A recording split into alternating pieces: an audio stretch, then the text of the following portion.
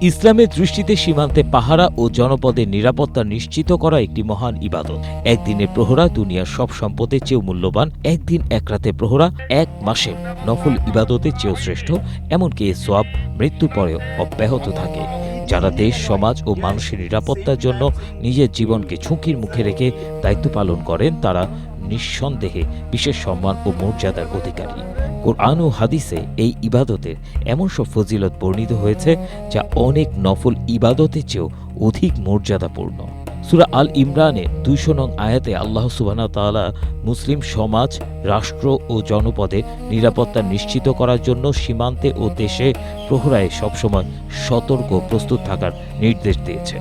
মহান আল্লাহ তাআলা বলেন, হে মুমিনগণ, তোমরা ধৈর্য ধারণ করো, ধৈর্যে অটল থাকো, সীমান্তে ও প্রহরায় নিয়োজিত থাকো এবং আল্লাহকে ভয় করো, যাতে তোমরা সফলকাম হতে পারো।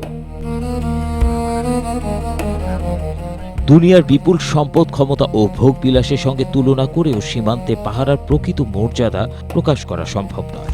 রাসূলুল্লাহ সাল্লাল্লাহু আলাইহি ওয়াসাল্লাম বলেছেন, আল্লাহর পথে একদিন সীমান্ত পাহারা দেয়া দুনিয়া ও এর ওপর যা কিছু রয়েছে তার থেকেও উত্তম। ইসলাম বলে, মানুষের নিরাপত্তা নিশ্চিত করার জন্য আত্মনিবেদিত দায়িত্ব পালন অনেক সময় দীর্ঘ নফল ইবাদতের চেয়েও বেশি সোয়াবের কারণ হতে পারে। হযরত সালমান ফারসি রাদিয়াল্লাহু আনহু থেকে বর্ণিত, রাসূলুল্লাহ সাল্লাল্লাহু আলাইহি ওয়াসাল্লাম বলেছেন, আল্লাহর পথে একদিন ও এক রাত সীমান্ত পাহারা দেয়া, এক মাস রোজা রাখা এবং এক মাস রাতভর ইবাদত করার চেয়েও উত্তম। সাধারণত মানুষের মৃত্যুর সঙ্গে তার আমল বন্ধ হয়ে যায়, কিন্তু সীমান্তে পাহারা ও নিরাপত্তা রক্ষার মতো জনকল্যাণমূলক দায়িত্বের প্রতিদান আল্লাহ তাআলা মৃত্যুর পরেও অব্যাহত রাখেন। রাসূলুল্লাহ সাল্লাল্লাহু আলাইহি ওয়াসাল্লাম বলেছেন, যদি এই অবস্থায় তার মৃত্যু হয় তবে তার আমলের সওয়াব অব্যাহত থাকবে, তার জন্য রিজিক প্রবাহিত হতে থাকবে এবং সে কবরের পরীক্ষার ভয় থেকে নিরাপদ থাকবে। হযরত আব্দুল্লাহ ইবনে ওমর রাদিয়াল্লাহু আনহু থেকে বর্ণিত, নবী করিম সাল্লাল্লাহু আলাইহি ওয়াসাল্লাম বলেছেন, আমি কি তোমাদের এমন এক রাতের কথা বলবো না যা কদর রাতের থেকেও শ্রেষ্ঠ? সে হলো ওই প্রহরের রাত যে ভয়শঙ্কু স্থানে পাহারা দেয় এবং আশঙ্কা করে যে হয়তো সে তার পরিবারের কাছে আর জীবিত ফিরে যেতে পারবে না। এ হাদিস সীমান্তরক্ষীদের আত্মত্যাগ, ঝুঁকি ও আন্তরিকতার প্রতিদান হিসেবে আল্লাহর কাছ থেকে উচ্চ মর্যাদা ও মহাপুরস্কারের সুসংবাদই প্রকাশ করে।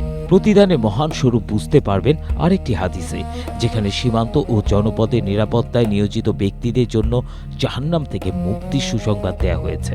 হযরত ইবনে আব্বাস রাদিয়াল্লাহু আনহু থেকে বর্ণিত, রাসূলুল্লাহ সাল্লাল্লাহু আলাইহি ওয়াসাল্লাম বলেছেন, দুটি চোখকে জাহান্নামের আগুন স্পর্শ করবে না। এক, যেই চোখ আল্লাহর ভয়ে অশ্রু ঝরায়। দুই, যেই চোখ আল্লাহর পথে রাত জেগে পাহারা দেয়। রাসূলুল্লাহ সাল্লাল্লাহু আলাইহি ওয়াসাল্লাম আরও বলেছেন, সুসংবাদ ওই বান্দার জন্য যে আল্লাহর পথে সদা প্রস্তুত থাকে। তাকে পাহারায় নিয়োজিত করলে সে পাহারায় থাকে, আর পেছনে রাখলে পেছনেই থাকে। ইসলাম শুধু মসজিদের ভেতরের ইবাদতকেই নয়, বরং মানুষের নিরাপত্তা, সমাজের স্থিতিশীলতা এবং রাষ্ট্রের সুরক্ষার জন্য নিবেদিত দায়িত্বশীল কাজকেও মহান সোয়াবের উৎস হিসেবে গণ্য করেছে। সীমান্তে পাহারা তারই একটি উজ্জ্বল ও অনন্য উদাহরণ। আল্লাহ তাআলা আমাদের দেশের নিরাপত্তা রক্ষাকারী সব সদস্যদের খেদমত কবুল করুন, তাদেরকে হেফাজত করুন এবং তাদের দুনিয়া ও আখিরাতে উত্তম প্রতিদান দান করুন।